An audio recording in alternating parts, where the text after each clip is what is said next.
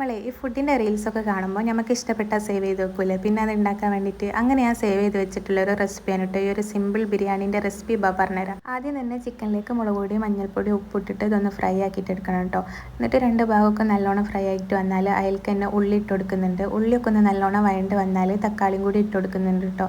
തക്കാളിയും കൂടി ഒന്ന് വഴണ്ട് വന്നാൽ ഇഞ്ചി, വെളുത്തുള്ളി, പച്ചമുളക് ചതച്ചതും കൂടെ തന്നെ കുറച്ച് തൈരും കൂടി ഇട്ട് കൊടുക്കുന്നുണ്ട്. എന്നിട്ട് നല്ലോണം ഒന്ന് മിക്സ് ചെയ്യുക. കുറച്ചൊരു ഗരം മസാലയും ആവശ്യത്തിനുള്ള ഉപ്പും കൂടി ഇട്ട് കൊടുക്കുക കേട്ടോ. എന്നിട്ടൊന്ന് കുക്ക് ചെയ്യാൻ വെക്കുക. വേറൊരു മസാലകളും ഇതിൽ ചേർക്കുന്നില്ല കേട്ടോ. പിന്നെ ഞാൻ ഓൾറെഡി നെയ്ച്ചോറ് വേവിച്ച് വെച്ചിട്ടുണ്ടായിരുന്നു, അതൊന്ന് ഇതിൻ്റെ മുകളിൽ ഇട്ട് കൊടുക്കുന്നുണ്ട്. അങ്ങനെ എല്ലാം ഇട്ട് കൊടുത്തതിന് ശേഷം കുറച്ചധികം തന്നെ ഗരം മസാലയും കൂടി ഇട്ട് കൊടുക്കുന്നുണ്ട്. പിന്നെ മല്ലിയില, പുതിനയില, പിന്നെ പൊരിച്ച് വെച്ചിട്ടുള്ള ഉള്ളി, അണ്ടിപ്പരിപ്പ്, മുന്തിരി ഇതെല്ലാം കൂടി ഒന്ന് മിക്സ് ചെയ്തിട്ട് അതും കൂടി ഒന്ന് ഇട്ട് കൊടുക്കുന്നുണ്ട്. ഇനി ജസ്റ്റ് ഒരു 5 മിനിറ്റ് ഒന്ന് മൂടി വെക്കുക കേട്ടോ. അപ്പോൾ ബിരിയാണിയൊക്കെ സെറ്റ് ആയിക്കണേ. എങ്ങനെയുണ്ട്? സിമ്പിളല്ലേ?